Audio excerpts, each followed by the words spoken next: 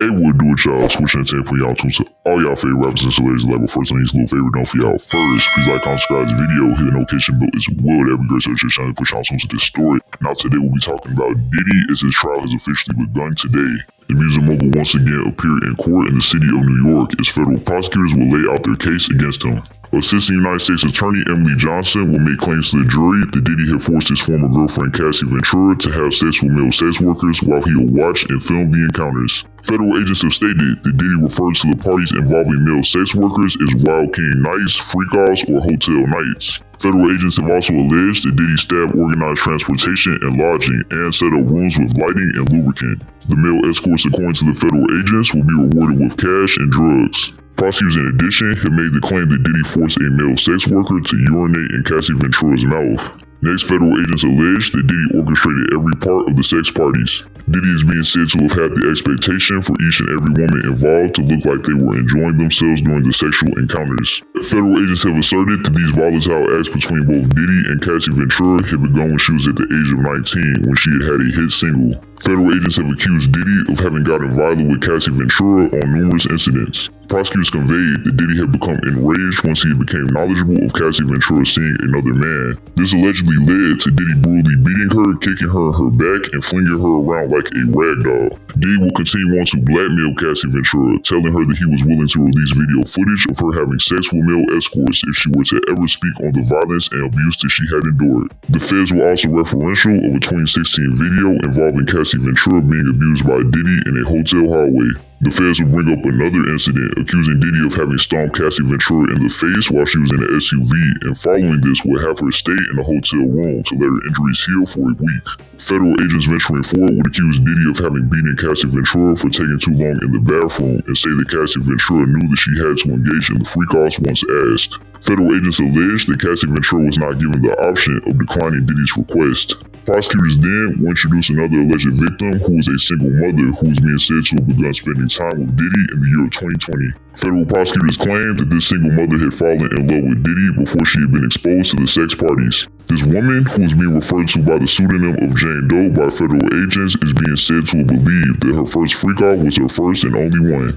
However, this to no surprise is being said to have not been true, and she is being said to have made demands for the male escorts to wear condoms, in which Diddy did not honor this request. Next, federal agents alleged that this Jane Doe had taken drugs to make it through the sex parties. This allegedly led to her vomiting during one of the parties, but Diddy forced her to continue participating in the sexual acts. The prosecution accused Diddy of having assaulted this woman going by the pseudonym of Jane Doe. They also accused Diddy of having blackmailed this woman with sex tapes like they alleged he did with Cassie Ventura. Prosecutors have stated that Diddy's former employee and personal assistant Mia will be testifying against Diddy, stating that he had forced himself upon her, putting his hand up her dress and penetrating her. Federal agents have said that Cassie Ventura will testify against Diddy. Some escorts will as well. One of these escorts alleges that they had witnessed Diddy commit the act of assault towards Cassie Ventura, then drag her by her face during a freak-off. Diddy's defense team will speak on his behalf, claims that the freak-offs were entirely consensual. Diddy's defense attorney Teny Geragos will speak on what this case is comprised of. She has said that this case is mainly about money, love, jealousy, and Diddy's private sex life.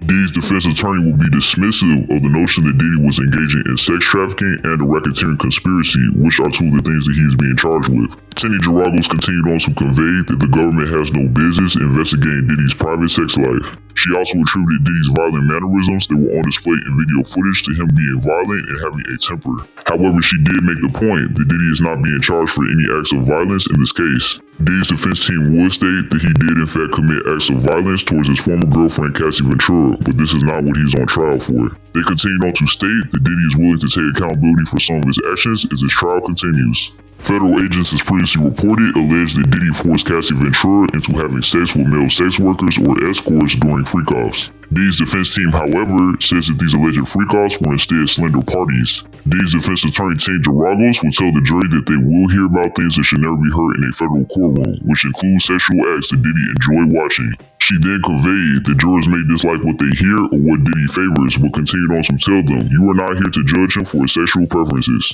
Teny Geragos had claimed that Diddy's alleged victims were adults that were in long-term relationships with him, and that they have to take accountability as well. Next, Teny Geragos had asserted that Diddy's partners had the freedom of choice to either stay with him or leave him, and that they were receiving benefits out of being involved with him in a relationship. Teny Geragos, in addition, said that Diddy had bankrolled these women's houses and vacations, and said that they even fought over him to be in a relationship with the rapper. Diddy's defense team was speaking on both Diddy and Cassie Ventura, says that they had a toxic relationship. They then communicated that the two were in love with each other, but sometimes resorted to violent means due to jealousy and infidelity. Teny Geragos would also bring up the 2016 Cassie Ventura abuse video from 2016. Diddy's defense attorney has stated that Diddy's actions in the video footage are indefensible, however they are not acts of sex trafficking, which means that the 2016 video footage could not serve as evidence in this case. When speaking on the reasoning for the altercation between the two, she says that they were fighting over a phone and the secrets of infidelity. Teny Geragos, when speaking on one of the alleged freak-offs, has said that Diddy had proposed a consensual threesome with the other alleged victim. Diddy's defense team had made the claim that this alleged victim was a willing participant in a swinger lifestyle. Diddy's defense team is currently of the expectation that this alleged victim will testify that they enjoyed the threesome. Teny Geragos, venturing forward, made sure to challenge Diddy's ex-assistant, asking why she is accusing him of sexual assault all of a sudden. Teny Geragos next had labeled the alleged victims as vindictive and said that they were driven by money. Diddy's defense attorney also made mention of Cassie Ventura's $30 million lawsuit that she had filed. Now, the first witness that will be called to take a stand and testify against Diddy in his sex trafficking case will be the Assistant Director of Security at the Intercontinental Los Angeles Century City at Beverly Hills Hotel. This, of course, will be the location that Diddy had violently abused his former girlfriend Cassie Ventura in the year of 2016. This witness specifically goes by the name of Israel Flores. This Assistant Director of Security has stated that he had gotten a report that there was a woman in distress on the 6th floor at around 11 a.m., which led to him checking security camera footage in which he would see Diddy pacing back and forth. The Assistant Director of Security continued on to convey that when he approached the scene, he had encountered Diddy in a towel and Cassie Ventura on the floor. Israel Flores would inform the then couple that if they're arguing, then they need to take it back to the hotel room. Then he had noticed a broken vase on the floor and had told Diddy that it will be charged to his hotel room. Israel Flores next had testified that Cassie Ventura had said that she wanted her bag and her phone and that she wanted to leave, but Diddy had told her that she was not allowed to leave. Israel Flores then had told the jury that Diddy had called him over holding a stack of money, asking him not to tell anybody about what had transpired. Israel Flores continued on to testify that he had told Diddy that he did not want his money and that the damage done to the vase would still be charged to his hotel room.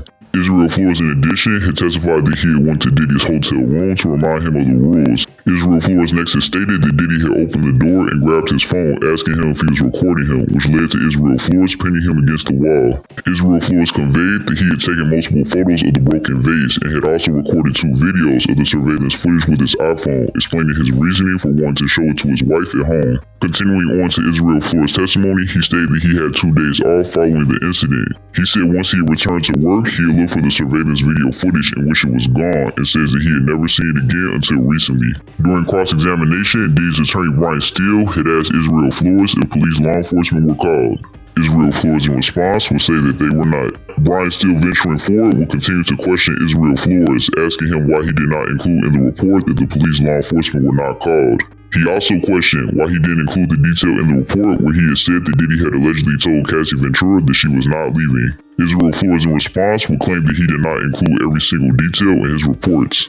Brian Steele once again had questioned the Assistant Director of Security, specifically saying, "You were offered a bribe, but hadn't you told him he had to pay for the vase?" Israel Flores, in response, had said yes. The prosecution asked Israel Flores what Diddy had said within this moment, and Israel Flores had said that Diddy did not want anybody to know about what had happened. Israel Flores next had testified that the security camera footage shows Diddy dragging his former girlfriend Cassie Ventura back to the hotel room. Diddy's attorney Brian Steele will once again question Israel Flores, asking him if there are gaps in between the security footage because the cameras are motion sensitive. Israel Flores, in response, would agree, saying yes. This will conclude the testimony of the first witness, Israel Flores, and the second witness will be up, which will be a male escort. Now, this second witness alleges that Cassie Ventura had paid him, being the male escort, to have sex with her while Diddy would watch. The male escort then made the claim that Diddy had said that they did not have enough baby oil on their bodies. Now, taking into account that federal prosecutors have already stated in their indictment made against Diddy that they had found 1,000 bottles of baby oil in one of his residences.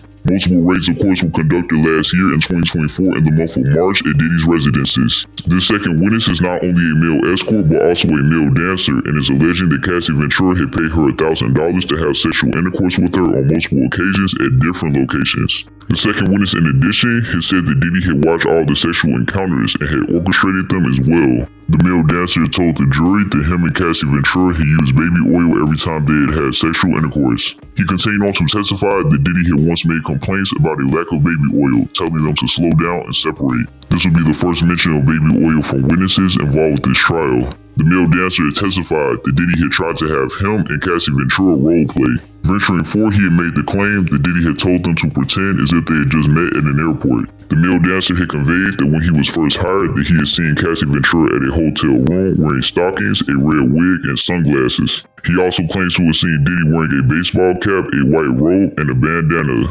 stating that Diddy's voice had given away his identity once he had spoken. The male dancer, in addition, would also testify that the lubricant that was in usage during the first session was Astroglide. This is only the beginning to Diddy's lengthy and extensive sex trafficking trial, in which his judge, Arun Subramanian, has already stated that he has the expectation that this trial will last about 2 months. It has been unconfirmed if these two witnesses that were present in today's court trial were the ones that were being discussed when it came to victims 1, 2, 3, 4, and 5. These victims were a topic of discussion last week, in which only Cassie Ventura's identity was given when it came to these 5 victims. There were originally 4 victims that were a matter of discussion, but a 5th was added on Friday. This 5th victim, who was labeled as Victim 5, seems to have been discarded by federal prosecutors within the previous month, but it seems as if the 5th victim was brought back on the day of Friday last week. Now, do take into account that Cassie Ventura was referred to as Victim 1. It seems as if Cassie Ventura did not testify today, and Victim 1 was obviously not Cassie Ventura, but instead Israel Flores. But it's likely that the titles that were given to these victims, being Victim 1, 2, 3, 4, and 5, were not determinate in terms of who will go first when they would testify today in today's court trial. But yeah, that's cool. Cap out being on y'all things in the comments. What do you all think of the testimonies that the 2 witnesses had given concerning Diddy's sex trafficking case? Who do you all expect to testify in the next upcoming court trials that will be held in the following days? And to cap that out, what do you all think of the arguments that Diddy's defense team and his attorneys had made on his behalf in today's trial? Let all that be known in the comments, y'all. That's gonna do it. I'm out.